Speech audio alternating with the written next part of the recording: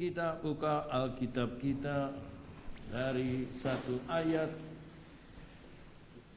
di dalam Perjanjian Baru.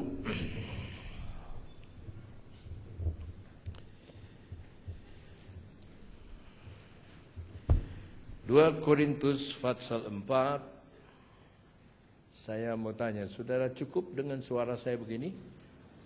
Kalau cukup saya tidak usah pakai ini. Cuman saya jadi terpaku, saya di sini terus. Sebab saya suka jalan-jalan. Boleh pakai ini? Ya. 2 Korintus pasal 4 kita mulai baca. Kalau 1-2 ayat kita tidak akan mengerti, tetapi kita harus baca satu perikop. Ayat 3 sampai 12 bunyinya begini. Jika Injil yang kami beritakan masih tertutup juga, sudah capek-capek beritakan Injil, nggak ngerti-ngerti orang, maka Injil itu tertutup untuk mereka yang akan binasa. Ternyata yang tidak terbuka binasa. 4. Yaitu orang-orang yang tidak percaya, yang pikirannya telah dibutakan oleh ilah, dalam bahasa Inggris Allah, zaman ini. Jadi ada dua Allah, Allah di sorga dan Allah di dunia. Allah di dunia adalah iblis. Sehingga mereka tidak melihat cahaya Injil tentang kemuliaan Kristus yang adalah gambaran Allah. 5. Sebab bukan diri kami yang kami beritakan, tapi Yesus Kristus sebagai Tuhan, dan diri kami sebagai hamba-Mu karena kehendak Yesus. 6. Sebab Allah yang telah berfirman. Jadi dalam perjanjian lama Tuhan telah berfirman. Sama-sama 2, 3. Stop. Terang tidak akan terbit kalau kita tidak mengalami gelap dulu. Tetapi dari dalam gelap yang paling gelap justru terbit terang. Ia juga yang membuat terangnya bercahaya di dalam hati kita. Sama-sama kita bicara di dalam hati saya. Supaya kita beroleh terang dari pengetahuan tentang kemuliaan Allah yang nampak pada wajah Kristus. 7. Tapi harta ini, ternyata Injil itu satu harta yang sangat mahal. Lebih mahal dari antero dunia dikumpulkan, emas, perak, berlian. Semua dikumpulkan, segala emas yang ada di dunia dikumpulkan. Masih kalah dengan kekayaan Injil ini. Tetapi harta ini kami punyai dalam bejana tanah liat. Sama-sama ulangi bejana tanah liat. Bejana tanah liat sampai jadi pot kembang, jadi pasu, jadi apa, itu kalau jatuh dari meja patah. Karena dibikin dari tanah. Makanya saudara dan saya, badan kita ini bejana tanah liat. Yang tambah hari tambah tua, rapuh. Ya. Tadi saya dikirimi 1 jam dari majelis pusat untuk di Cianjur dari satu gereja di Jawa Timur, ya, anggota majelis pusat juga. Ya, tapi dibungkus, ya sebab takut pecah, dibungkus dan ditulis fragile, barang belah pecah. Kita harus tanda tangan kalau kirim, kalau pecah bukan tanggung jawab pesawat. Saudara dan saya tidak lebih tidak kurang dari bahan belah pecah. Bejana tanah liat. Biar kita dandan tiap hari, biar kita operasi plastik tiap hari, kita akan mati, yang tinggal plastiknya. Ya. Dan saudaraku, bejana tanah liat ini, di dalamnya ini harus dijaga. Ada harta yang lebih mahal dari antero dunia ini. Supaya nyata bahwa kekuatan yang melimpah-limpah itu berasal dari Allah, bukan dari diri kami sendiri. Dan saya merasakan itu, menikmati itu. Saya mau saksikan, saya ke Manado, berangkat dari Jakarta jam 2 pagi. Jam 2 pagi. Dan saya lihat pesawat itu hujan. Pesawat itu terbangnya kok bukan ke Manado, tapi ke Bogor. Turun ke bawah. Saya diam aja. Turun ke bawah, baru belok kiri. Baru lewat Cirebon, baru sampai di atas Surabaya, baru dia naik ke atas. Dan ketika kami mau mendarat, saudara, hujan, kaca pesawat itu, saudara-saudaraku, basah. Dan kita tidak lihat apa-apa. Tidak lihat apa-apa. Ya, tetapi pilot itu punya yang alat namanya radar. Dia tahu ketinggian berapa, dia tahu di mana itu airport, dia tahu utara, selatan, barat, timur di mana.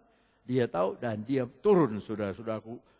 Kita tidak lihat apa-apa. Kita tidak lihat apa-apa. Kita tidak lihat apa-apa. Turun. Turun. Terus dia bilang, kru pesawat harap duduk, siap untuk mendarat. Nah itu sudah tinggal 10 menit lagi. Karena ada yang batuk, 11 menit lagi. Turunlah, turun. Sudah. Dan begitu di bawah awan, sudah itu lapangan terbang. Baru selesai hujan, lapangan terbang sudah. Saya sampai jam 6, sudah dijemput. Om tidur aja dulu sebab saya tidak bisa tidur. Tidur dulu di hotel. Nanti jam 10 akan dijemput. Dari hotel itu hanya mungkin 5 menit baru sampai di sana. Nah di Buha kita bikin. Dan hujan deras turun. Dan orang Manado bilang PC itu becek. PC itu semua jalan basah semua. Tapi 2.000 hamba Tuhan seluruh Sulawesi Utara datang di situ. Dan ada Kadapol, ada wakil dari kejaksaan, ada wakil dari tentara, wakil gubernur datang, dan ada departemen agama, yaitu seorang haji. Semua kalau nyanyi berdiri, cuman ini orang nggak mau berdiri, saya nggak tahu siapa. Baru belakangan saya tahu bahwa dia itu haji. Saya khotbah kemana-mana tentang Yesus, saya khotbah, dan saya belum tidur. Saya khotbah, dan saya bingung, saya tidak rasa lelah. Saya tidak rasa lelah, terus khotbah, habis khotbah, Pak, saudara-saudara, dan ada yang bilang sama saya di kuping saya, stop, sudah. Khotbahnya berhenti, sudah. Sudah cukup, sudah. Sekarang saya tanya saudara mau turut suara Tuhan, mau turut suara manusia? Ya, suara Tuhan itu di dalam hati. Di dalam hati. Kita sudah tahu tema dari tahun ini, tahun apa? Tuhan di dalam kita. Supaya nyata bahwa kekuatan berlimpah-limpah itu berasal dari Allah, bukan dari diri kami. Jadi saya tidak ada apa-apa. Tapi Tuhan kasih kekuatan. Saya baru tahu kenapa Tuhan suruh saya berhenti ya. Sudah tip saksofon sudah berhenti. Begitu berhenti, sambutan dia. Panggil satu-satu. Sambutan dari ini, sambutan dari ini. Sambutan dari Departemen Agama. Haji. Naik ya. Ketika besar saudara, ini bangsal besar, 2.000 orang. Dan ketika dia kasih sambutan, haleluya, dia bilang, haleluya. Oh, bangga mereka, di haji bisa bilang haleluya. Tiba-tiba PLN padam, padam. Jadi dia bingung, tuk, gak bunyi, padam. Kalau sekarang lampu ini padam, saya bisa keras khotbah. Bisa, saudara bisa dengar, kecuali saudara tuli. Tapi kita bisa dengar, tapi saudara dia hujan deras keras. Dan dia bilang,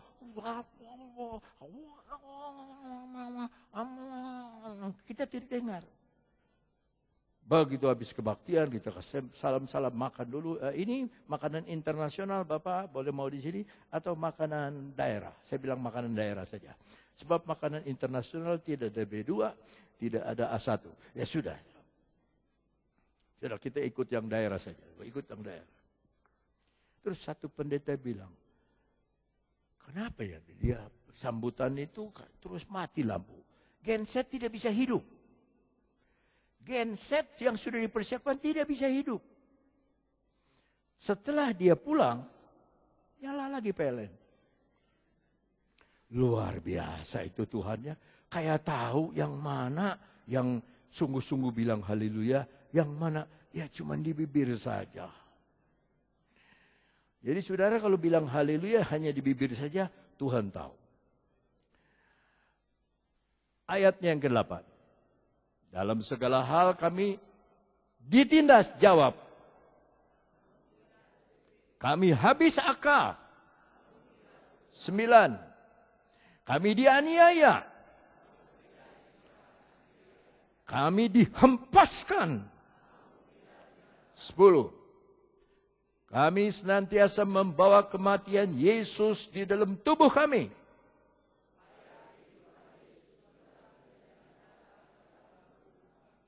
Loh, kita bawa kematian, tadi dalam gelap dulu terbit terang, sekarang di dalam kematian bagi daging tubuh, di situ hidupnya Yesus menjadi nyata di dalam tubuh kami.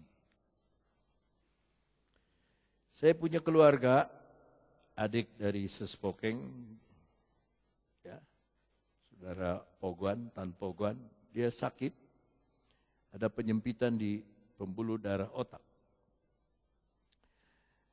Dan dia dibesuk sama Ahok, calon gubernur.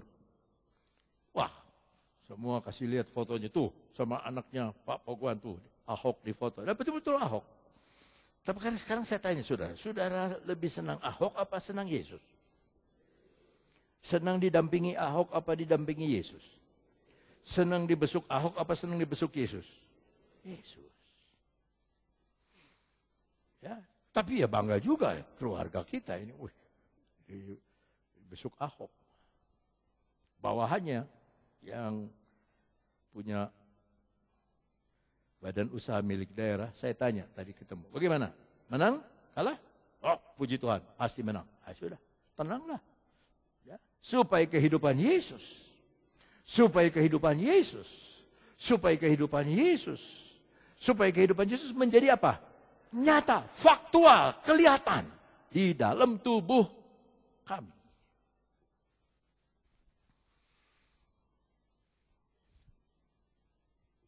Ayat 11. Sebab kami yang masih hidup ini terus-menerus diserahkan kepada maut karena Yesus, supaya juga hidup Yesus, sekali lagi hidup Yesus, menjadi nyata di dalam tubuh kami yang fana ini. 12. Maka demikianlah maut giat di dalam diri kami. Paulus tahu dia akan meninggal. Dan hidup giat di dalam kamu orang Korintus. Kenapa? Karena orang Korintus sebagai tanah liat yang bisa pecah, itu sekarang punya harta yang mahal, harta yang indah, yang bernama Yesus. Itu harta yang luar biasa. Papa saya dulu suka nyanyi ini. Harta di sana, harta di sana, harta dunia tidak bisa berikan padaku. Waktu sampai surga pintu terbuka, saya ada harta di sana. Itu maksudnya Yesus. Tetapi kalau kita baca ayat ini, di dunia juga kita punya Yesus. Jadi janjinya mesti harta di sini sana, harta di sana sini. Harta dunia tidak berikan damai padaku, waktu sampai surga pintu terbuka. Saya ada harta di sini sana. Sekarang juga saudara punya harta itu. Ya, puji Tuhan. Karena saudara buka pintu kepada Yesus, Judul khotbah saya adalah jangan mau dibutakan. Beri jabat tangan 3 orang dan berkata, jangan mau dibutakan.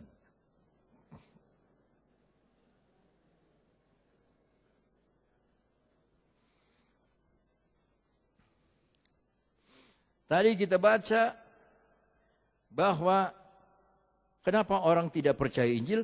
Karena dia dibutakan oleh ilah dari dunia ini. Buta rohani lebih berbahaya dari buta jasmani. Sebab buta rohani orang itu bisa di gereja. Bisa baca Alkitab. Tapi tertutup Alkitab. Dia bisa menyanyi tentang Yesus. Dia bisa berdoa. Tetapi hikmat Yesus, kehendak Yesus, jalannya Yesus, dia tidak lihat. Sebab apa? Dia dibutakan. Dia dibutakan. Nah, ada lagi satu tingkatan yang lebih berbahaya lagi. Yaitu dalam Matius pasal 15 ayat 12 sampai 20.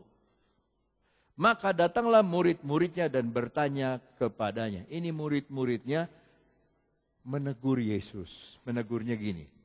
Engkau tahu bahwa perkataanmu itu telah menjadi batu sandungan bagi orang-orang Farisi. Kalau saya pakai bahasa saya, sudah menyinggung perasaan orang Farisi. Orang Farisi itu orang beragama, tokoh agama. Ya, otaknya penuh dengan ayat-ayat Taurat dan sebagainya. Ayat 13. Yesus menjawab, setiap tanaman yang tidak ditanam oleh Bapakku yang di sorga akan dicabut dengan akar-akarnya.